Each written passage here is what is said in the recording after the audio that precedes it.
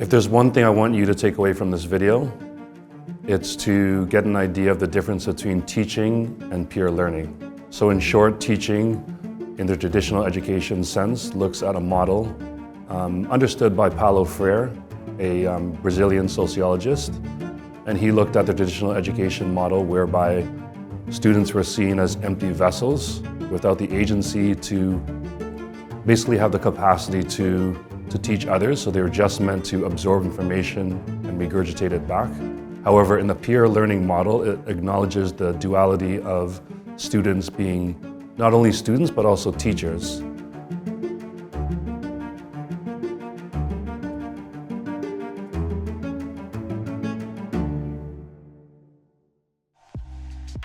My background is as a peacebuilding and governance specialist. This also includes working in any type of program that is affected by conflict. So as an analyst, I take on different roles. One can be as a developer or designer for projects in a participatory manner. Two, as an evaluator of projects to essentially understand, are the projects doing the right thing or are they doing them right?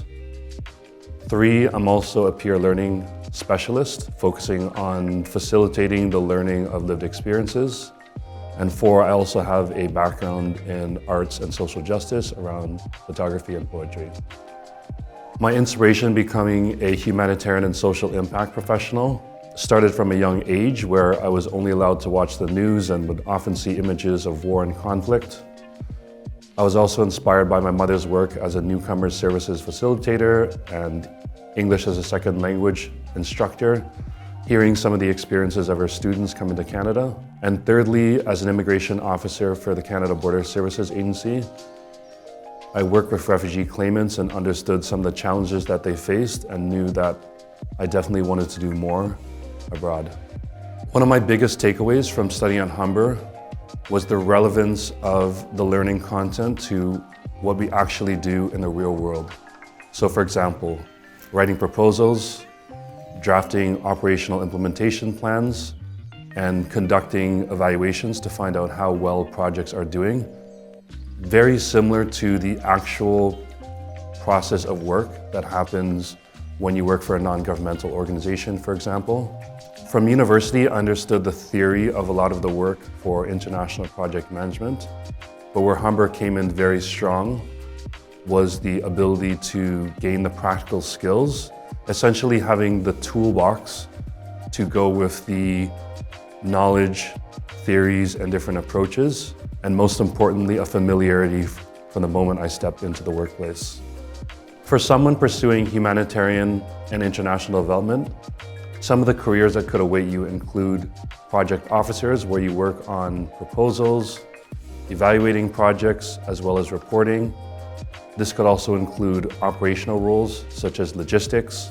Logisticians are responsible for enabling the resources for humanitarian distribution, whether it's the cargo, the supplies, and negotiating the humanitarian passageway in conflict zones. Other roles that could be specialized include governance specialists, policy experts, as well as facilitators and trainers. One of my biggest takeaways from working in the field of development and humanitarian work is the importance of having humility and a learning approach to understanding lived experiences.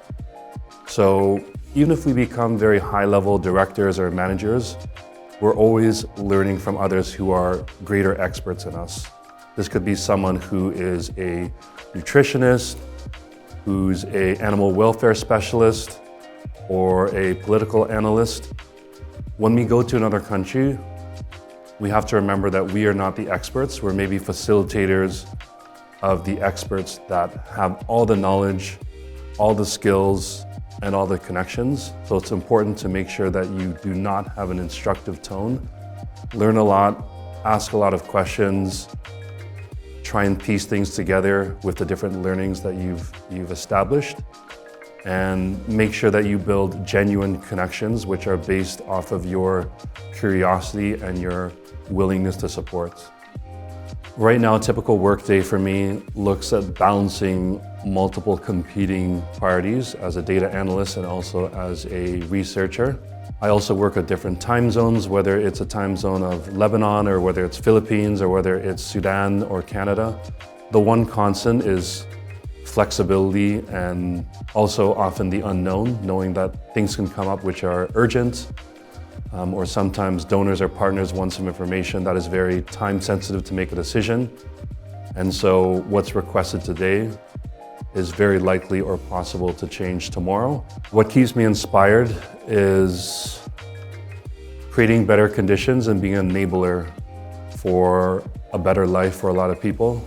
Very privileged to have this knowledge that I've learned, these skills that I've acquired, and be in some of the positions that I've been in.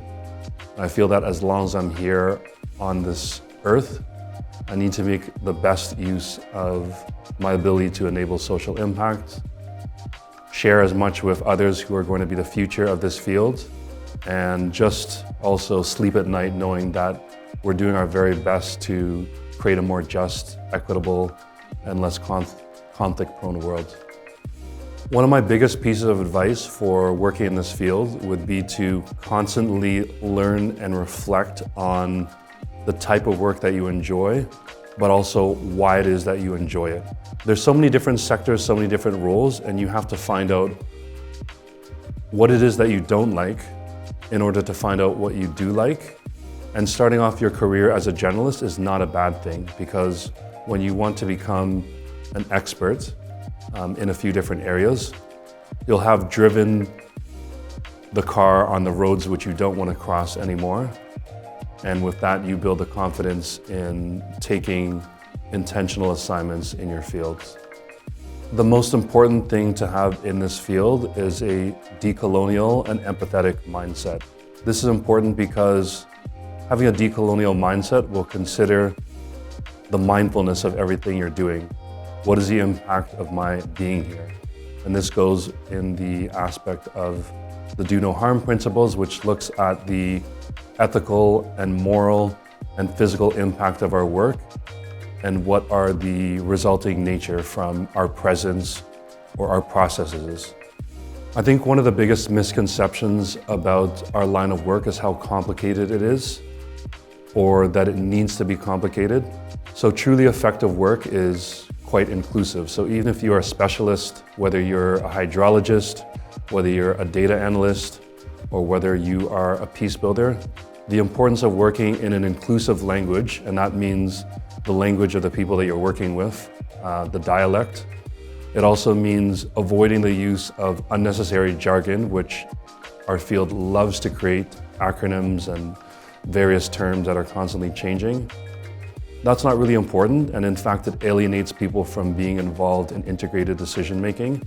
It's very possible to be an expert and use language which everyone can understand, everyone can participate in, and learn from in order to make decisions that are best for the communities that we're working with. To succeed in this career, it's very important to have resilience. Resilience in terms of your mental wellness, resilience in terms of your adaptability to unknown and changing situations.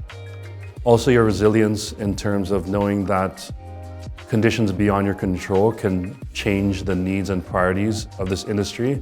You have to be ready to learn a new skill on demand or on the fly in order to support some of the communities that we're working with in a much more relevant way. Separate your professional self from your personal self and ask yourself, who am I really?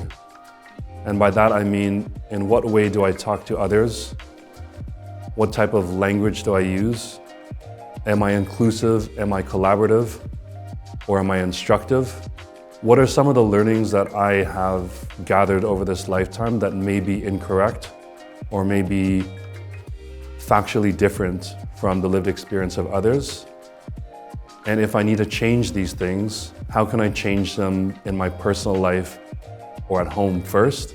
Because ultimately I believe you can be whoever you want at work, but your personal side, your priorities, your thoughts, your allegiances, those will ultimately come out. So the state of constantly learning and reflecting about yourself is really important to decolonize yourself to be a better professional in the humanitarian and development fields. I'm Marcus Tan de Bibiana, a graduate of Humber's International Project Management Program in 2009.